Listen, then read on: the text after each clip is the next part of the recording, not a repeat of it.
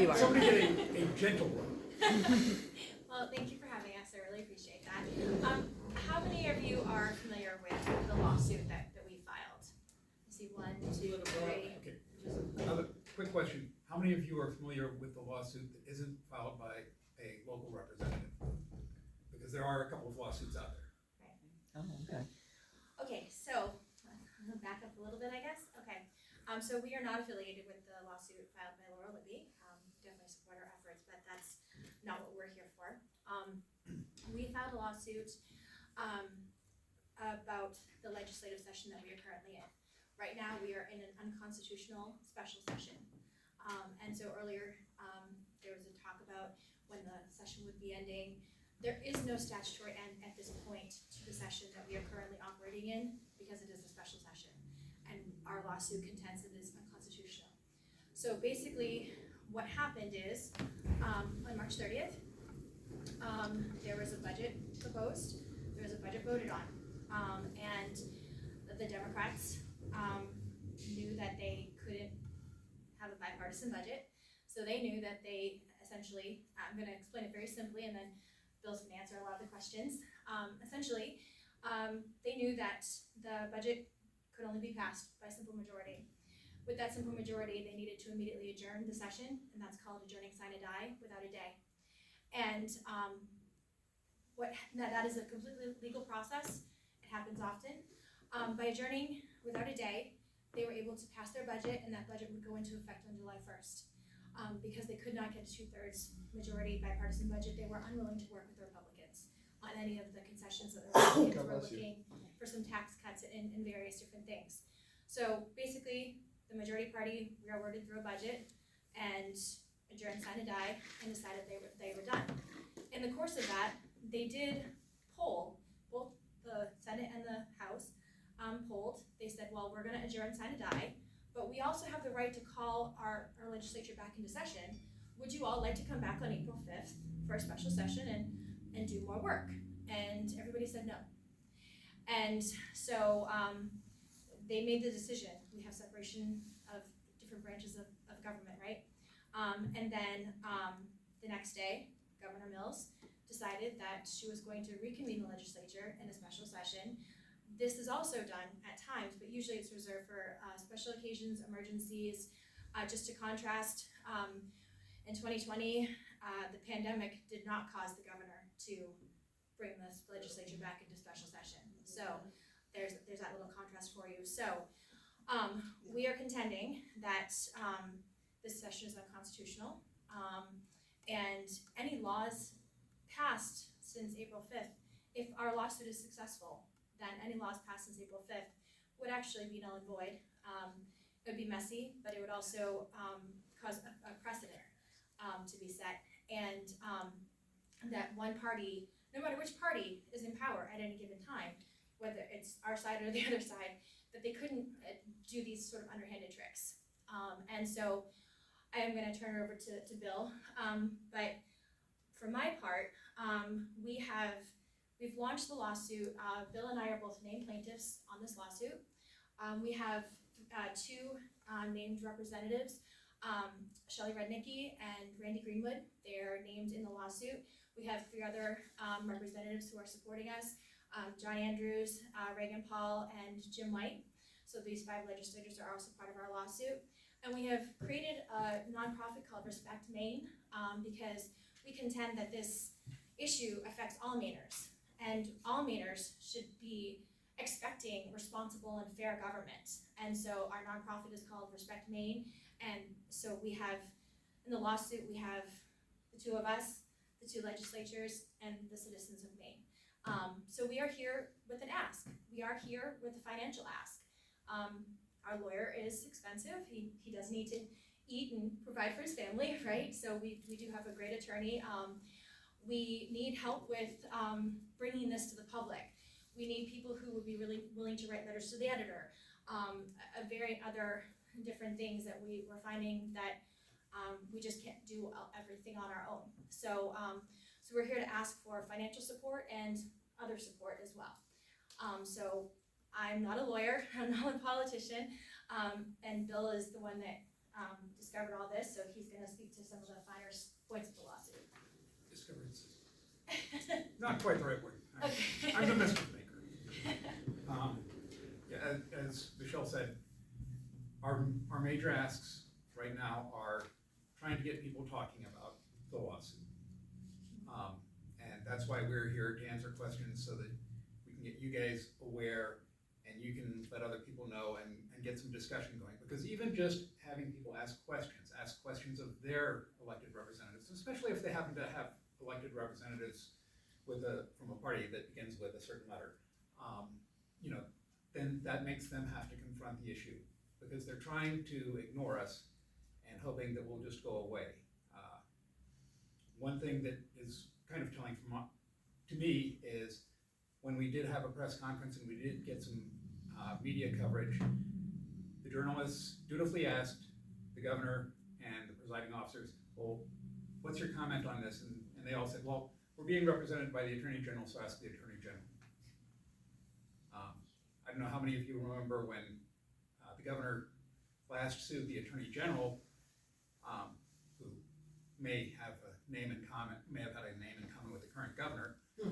But at that point in time, the Attorney General very quickly released all the correspondence between her office and the governor's office and was very open and transparent about it, which is not the case here, as you can tell. So getting word of mouth out, getting people to where they actually know there is something going on, and even though the news media and a lot of political, shall we say, old political hands think it's a long shot. One of the reasons they do is because there's a 1948 judicial opinion that says the governor can do this, which ignores the fact that in 1970, the legislature said, hey, we want to do this too, and that made it a legislative power. And that's where the constitutional aspect comes into play.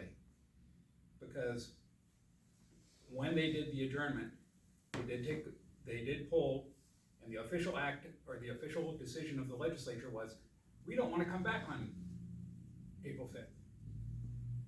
And 14 hours later, the government said, hey, you guys, you left things undone, you're coming back on April 5th. With no change in circumstances in between.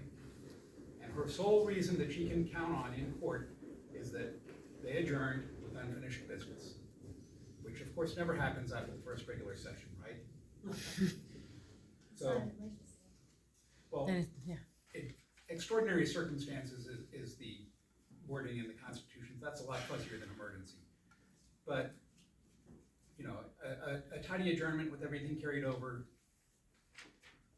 If we can get the court to pay attention and get the court to actually do their job, then they have a hard time really, but we see it as they'll have a hard time actually putting a stamp of approval on the governor's actions. So that's where we think we stand a chance of succeeding. And if the call to bring the legislature into session is unconstitutional, then the legislature has been having all these hearings and passing all these bills without the power of the legislature behind them. And Which would be great. well, no, actually, it will be an unholy mess, to be honest. But the thing is, the mess will be the fault of the Democrats who did it this way, because they had 90 days. They could have found something they could token out to a couple of Republican senators and a couple dozen Republican representatives to peel them off and get their 2/3 majority. But they said, we can't tolerate that. You guys are obstructionists. We're going this way. And so they played a game of chicken and took the legislature into a ditch. We received an email from a Democrat legislator. We actually reached out in a bipartisan, neutral way to every Democratic legislator, and one particular Democrat responded to us that a lot of accusations against Republicans that were really unfounded and really had no bearing on the conversation we were trying to have, and then said, well, we did what we had to do.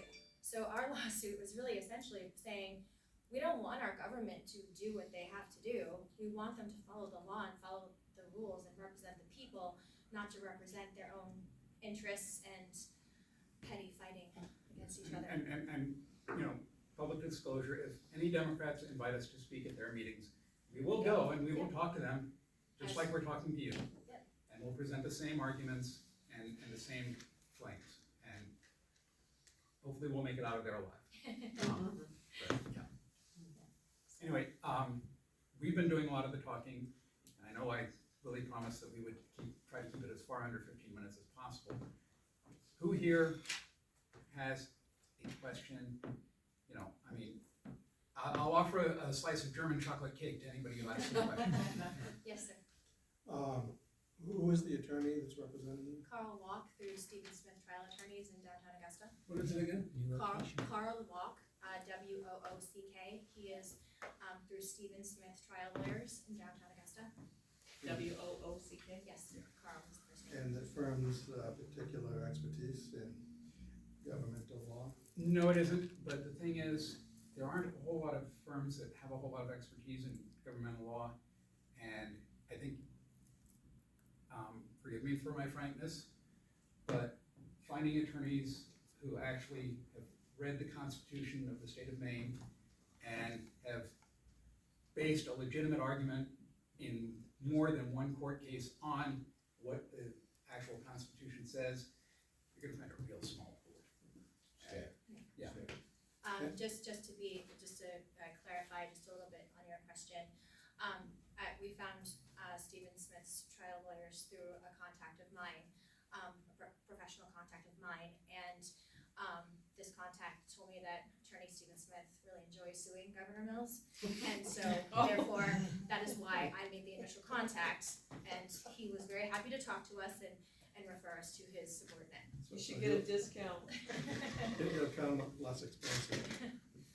And how much time do you have to succeed? Because if you go beyond the time that they actually do adjourn, That's a great question. It may be moot, and one of the people who are listed as your plaintiffs should have a very good understanding of what happens. Randall Greenwood, because there was a suit between the municipalities of Androscoggin County and the county government. And my understanding is that the municipalities won the court case, but reparations were moot.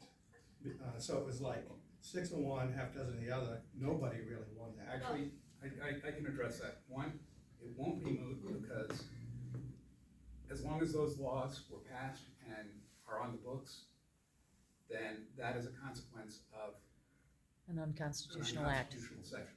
So, you know, we don't expect it to become moot, but on that same note, we are pressing the courts as fast as they will move to address this. And we are trying to race to get it as far up the food chain in the courts before adjournment, so that there's less of a psychological barrier to no, you guys did a bad thing, roll it back. And we're not asking for any financial damages or anything like that. So there's no dollars, no crimes charged, no penalties. This is just roll everything back the night of March 30th. But you'll be asking the courts to undo all of what they've done since April 1st. Right. Yes, we are, and that is a big psychological And for barrier. full disclosure, I did contribute 20 at the state committee, and I remember seeing you.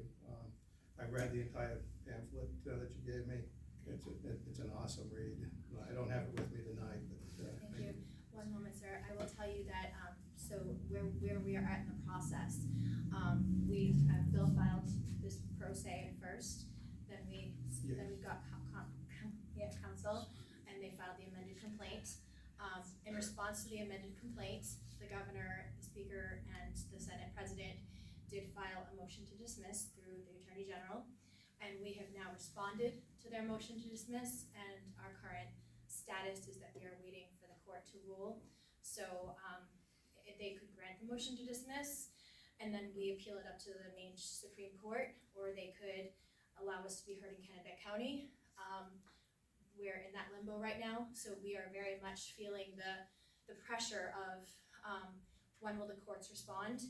And part of it is honestly that the more the courts can hear from citizens, the more that is brought to the forefront, the more the courts may feel the pressure to actually give it a good read and actually consider it to be as valid as it is. I'm sorry, yes.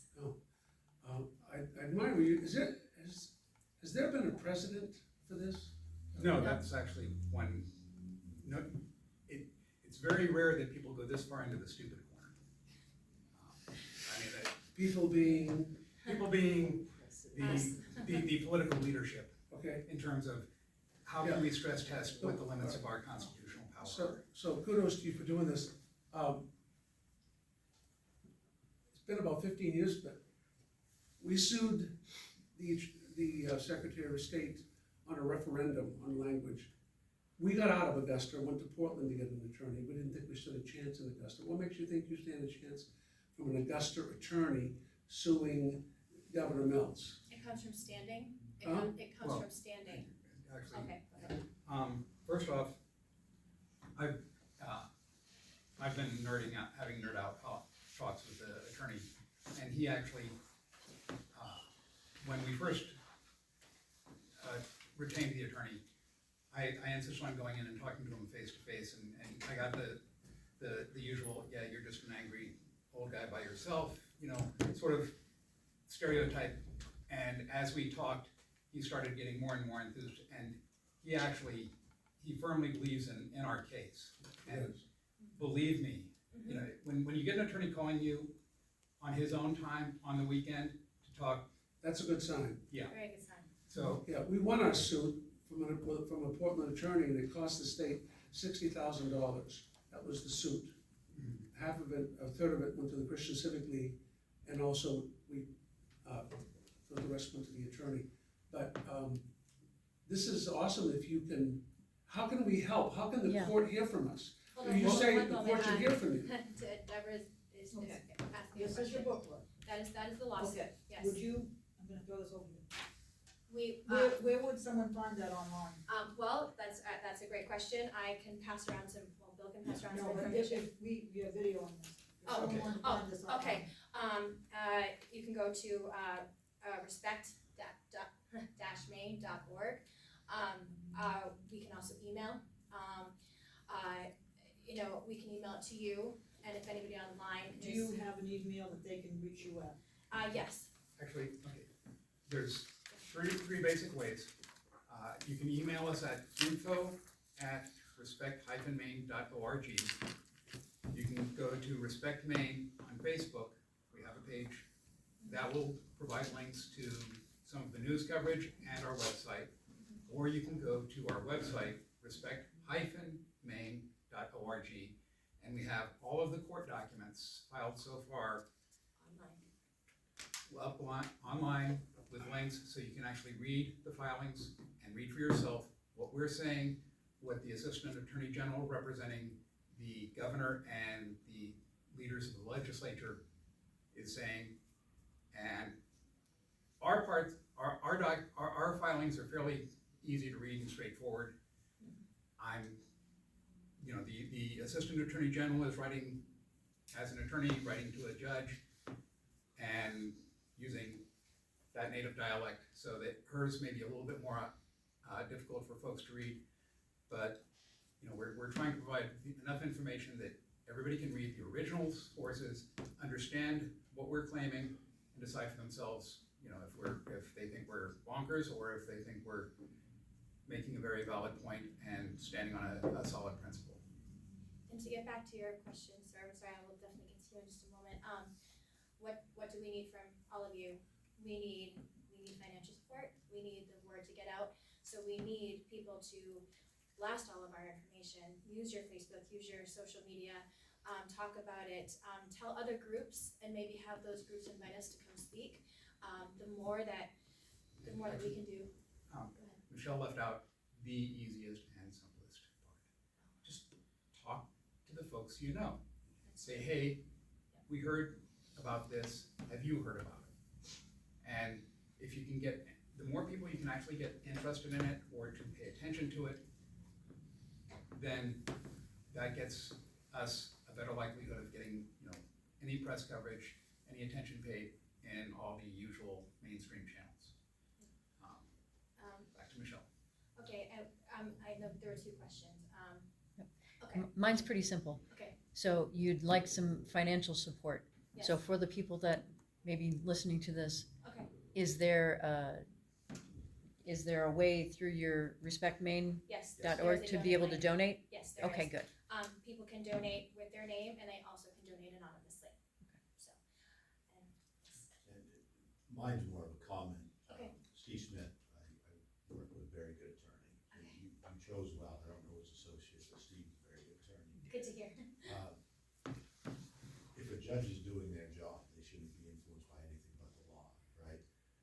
So my concern is that the pressure of citizens doesn't really move judges because they're appointed, and they don't really answer to the people. But again, if they're doing their job, they'll be driven by the law. If they were to be persuaded in a direction, my fear for this, because I support this, I think what you're doing is a good idea, but they would be more inclined to be persuaded by the fear of causing upheaval in the system. So I think you have a little bit of a mountain to climb in getting that, convincing them to do something like that. Right. We realize that, and that's like, personally, I consider that a feature of judges, that they don't wanna mess with the system if they can avoid it.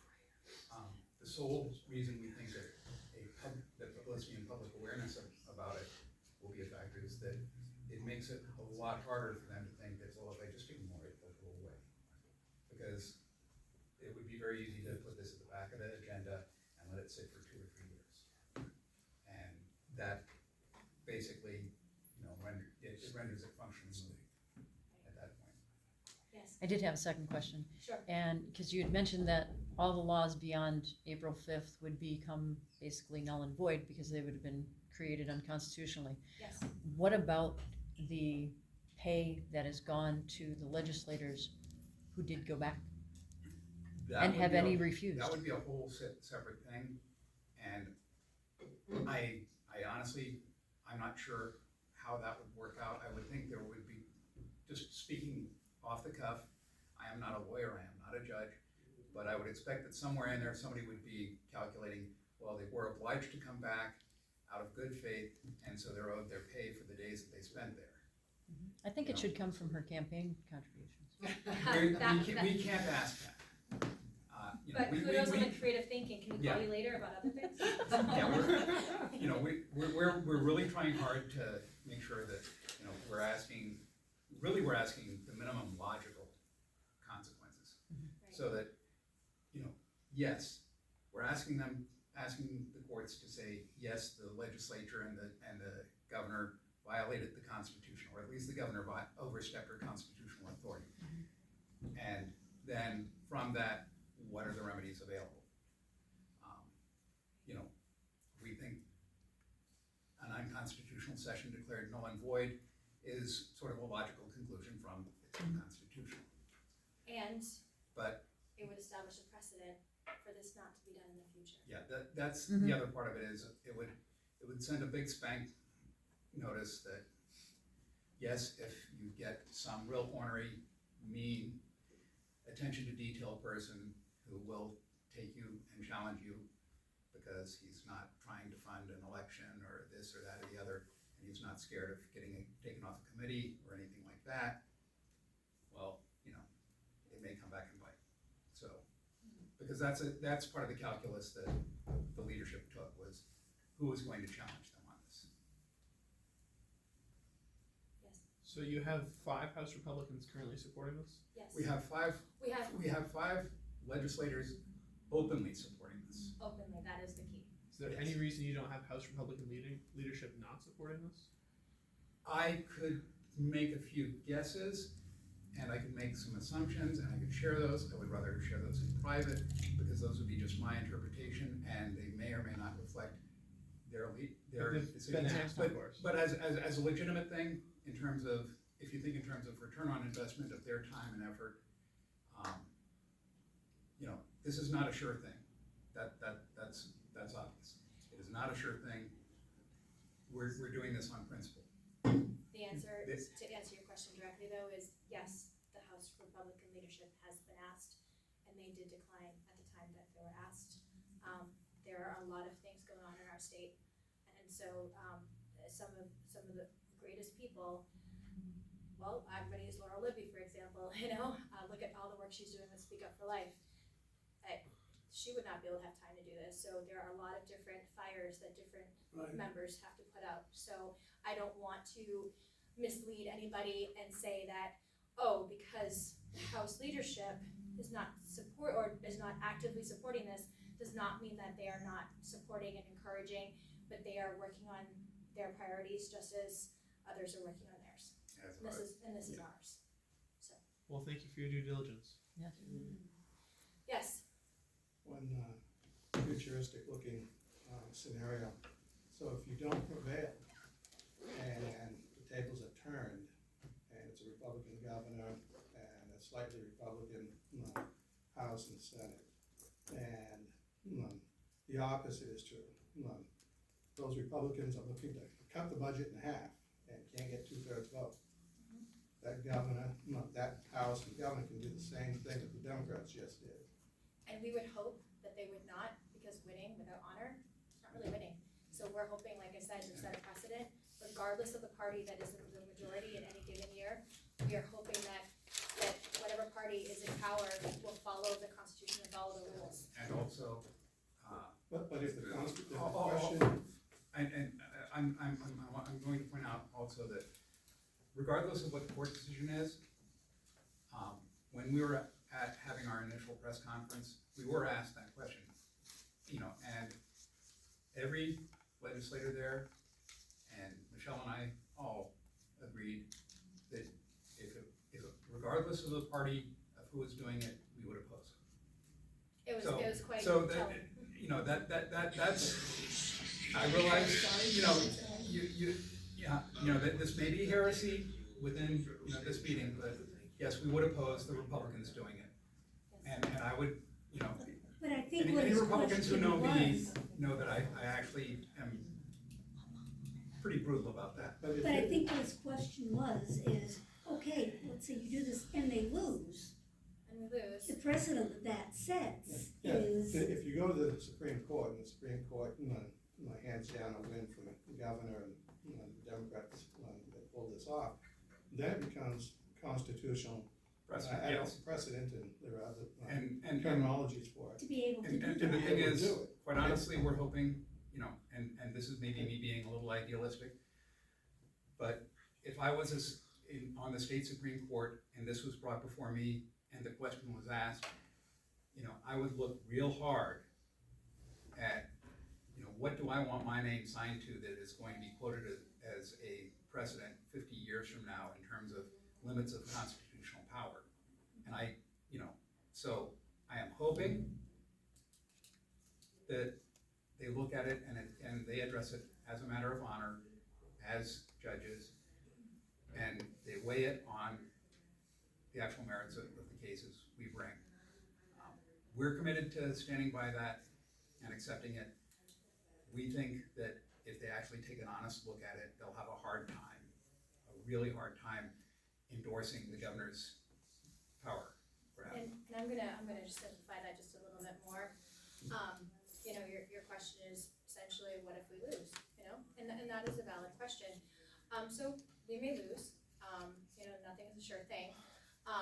But at the same time, somebody has to be first, right? And so if we're first and we lose, and then a couple of years from now this comes up again, maybe the next people will know how to do it differently, and maybe we would be able to help them do it with what we learned during this process. So I don't see it as a loss either way. I think if the Republicans return the favor in a couple of years, and a lawsuit went to the same court system, you'd probably get a reversal on the decision, because there's plenty of politics played in the court system. We see that particularly on the national level. Right. And what gives me heartburn is to see decades worth of rules played by one side, are not necessarily played by the other side, even if they're bad rules. Just playing nicer doesn't get us anywhere. And we've seen that on the national scene for decades. But at the same time, we are bringing this argument using their rules. Yes. Yeah, well, I'm not advocating. And we have yet to find anybody who's willing to address our arguments head on, other than the AAG, who also sees no conflict between the powers of the different branches, even though she happens to be representing officials from two different branches. You know, if you had two different defendants sharing a lawyer, you know, yeah. Big conflict, yeah. Are there We've any got other three. questions? Are there any other questions that we can answer? Any comments, any opinions, anything like that? You had, Yes, you had some cards that you were gonna Yes. hand out, yes? yes. Yeah, we have. And I also have some paper, if you want to give me your contact information, I can follow up with emails and let you know what's going on, so we can circulate that paper as well. Okay. And give it to me before we leave. Sure. So, awesome. Okay. Thank you very much. Thank you. We appreciate Thank you you, coming Bill. and speaking. Thank you, I appreciate you allowing us